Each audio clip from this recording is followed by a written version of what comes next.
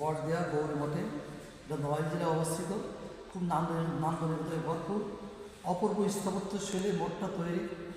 দেশ বিদেশে বিভিন্ন পর্যটকেরা এখানে আসে। দেশ বিদেশের যেসব বন্ধুরা আমাদের আছেন তাদের দেখানোর জন্য আমার ভিডিওটা করা। আমি এখন দাঁড়িয়ে আছি মহারাজ। নমস্কার মহারাজ, কেমন আছেন আপনি? ভালো আছি। মহারাজ, আপনার নামটা মহারাজ? আমার নাম হচ্ছে ত্রিদণ্ডী ভিক্ষু বিশ্বাস।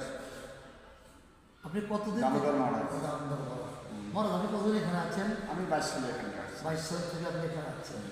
ও, আপনি একটু কিছু বলেন আমাদের ক্যামেরায়, দেশ ও জাতির উদ্দেশ্যে কিছু বলেন, শান্তি স্থাপন হবে কীভাবে? যাই আমি এইটুকু কামনা করি যে সকলেই ভক্ত হোক, গোবিন্দ উপাসনা করুক, ঠিক না?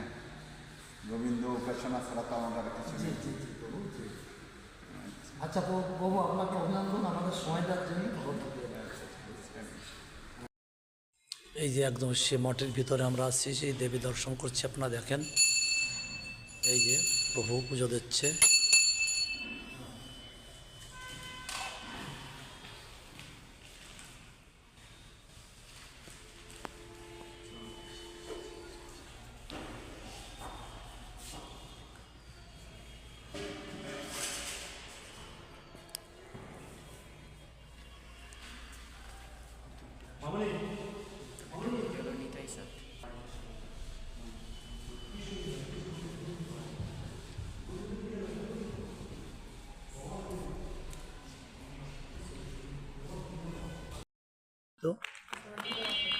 এটা পুনর্নির্মিত 2022 সালে।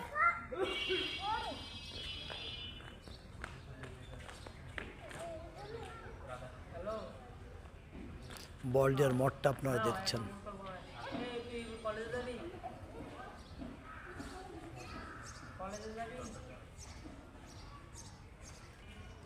নিচের অংশটা দেখেন।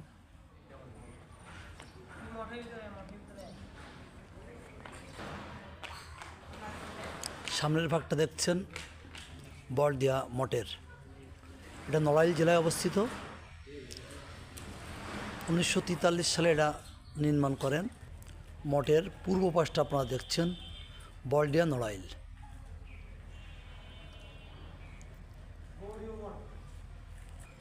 গৌরী মঠের পূর্ব পাশটা আপনারা দেখছেন বড়দিয়া নড়াইল। এর সামনে সম্ভবত প্রভুদের থাকার জায়গা। এটা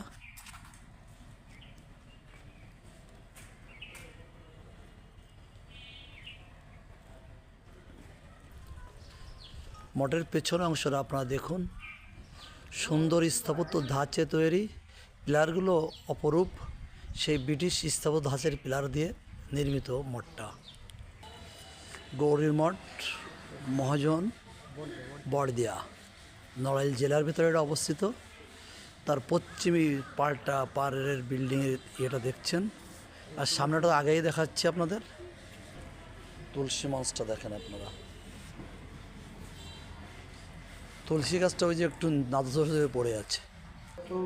এই ভিতরটা দেখছেন আপনারা, বিভিন্ন রুমে এখানকার যারা পৌরোহিত, যারা নিয়ন্ত্রণ করেন, যেটা দেখাশোনা করেন, তাদেরই থাকার জায়গা। এটা